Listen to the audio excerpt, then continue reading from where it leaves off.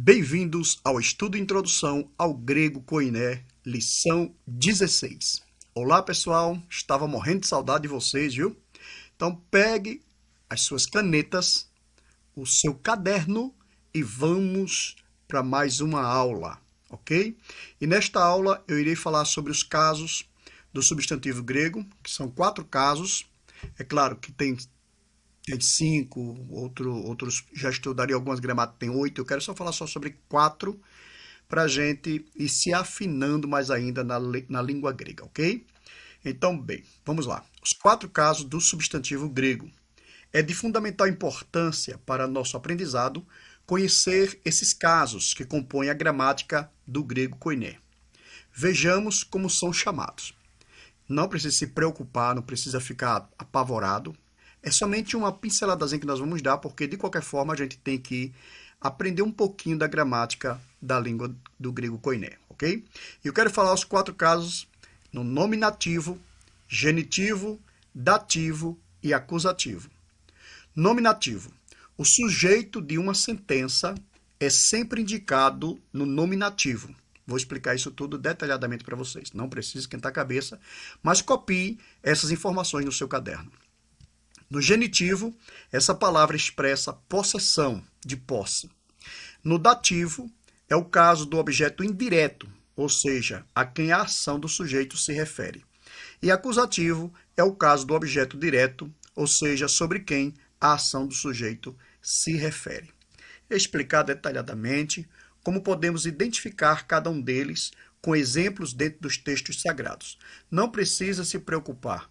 É muito prático conhecer cada um deles nos textos sagrados, ok? Por enquanto, nós vamos só falar dos casos aqui, tá bom?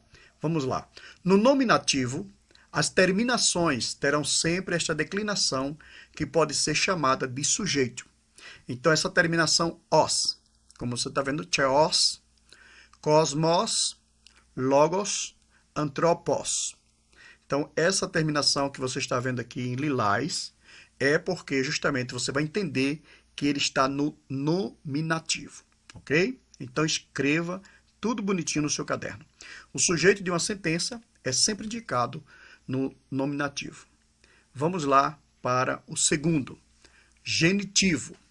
No genitivo, as terminações terão sempre esta declinação, que pode ser chamada de possessão.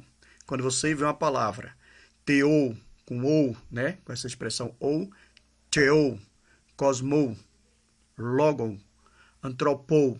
Então você sabe que está sendo, essa declinação está puxando para um termo de possessão. Então não tem de que se preocupar. Só escreva no seu caderno e isso naturalmente, quando você lê o texto sagrado, você vai se lembrar, o seu cérebro vai ativar e você vai saber que está no caso do genitivo, ok? Então vamos lá para o dativo.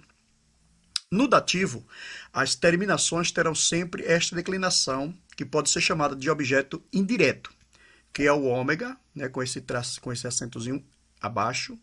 Então, mas ele não vai influenciar na pronúncia, ok? Por isso que embaixo nós não temos esse acento. Teu, cosmou, né? Cosmou, você vê que é o ômega, né, que é mais fechado o O. Não é o ômicron, que o ômicron é mais aberto, O.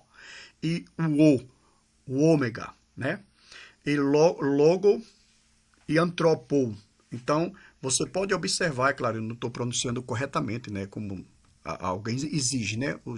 Às vezes alguns críticos de plantão ficam dizendo, o senhor errou. Na verdade, eu errei mesmo. Porque a minha intenção aqui, como eu falei para vocês, é a gente aprender a ler e entender o que estamos lendo nos textos sagrados, tá bom? Isso aqui é o dativo.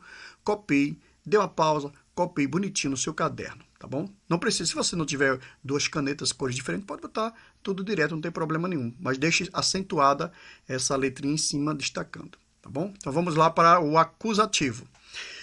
No acusativo, as terminações terão sempre esta declinação, que podem ser chamadas de objeto direto, que é o on, né? Ou é o ômicron, aqui nós temos o nu, né? Como está aqui, ó, theon, cosmon, logon, antropon.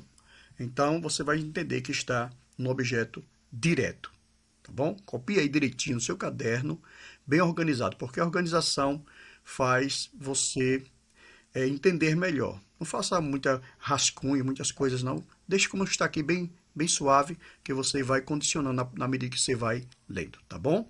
Então, pessoal, eu tenho agora esse quadro esquemático para auxiliar vocês. É claro, essa palavra está no masculino, né? Nomes masculinos, no nominativo, no acusativo, no genitivo e no dativo. Se você quiser mais uma informaçãozinha, vai lá para a aula número 3. Nós falamos também sobre isso na questão do nominativo, acusativo, genitivo e dativo, no caso dos artigos, viu? Aí você pode, lá na aula 3, dar uma reforçada. Então, está aqui a expressão no singular, né? E a expressão aqui no plural. Então, está aqui no masculino. Depois, nós vamos trabalhar o feminino na próxima aula, tá bom? Então, o mesmo esquema serve para outras palavras que estão aqui abaixo. Mesma coisa, você pode ver e fazer esse mesmo esquema, como está em antropos, você fazer em theos, em cosmos, logos e antropos, viu? Você pode fazer. Então, antropos já tem aqui, já está feito, né? Como exemplo. Aí você pode declinar as outras 3 palavras no seu caderno, para ficar mais completo e você automaticamente vai treinando a escrever, né? Quero agradecer a vocês de coração. Muita gente tem escrito nos comentários dizendo que aprendeu grego com a gente. Para a gente é uma alegria muito grande. Você sabe que eu fiz para um grupo seleto de pessoas que tomou proporções gigantescas. E também eu quero avisar vocês que nós teremos novidades, né, no nosso canal, vai ser muito bom.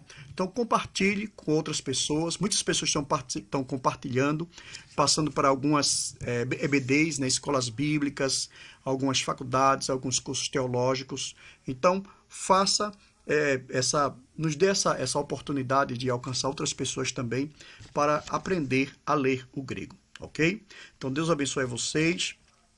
Inscreva-se no nosso canal, que vai ser muito bom, vai ter muitas novidades maravilhosas, tá bom? E escreva se você está aprendendo no comentário, se você chegou aqui até na lição 16, né?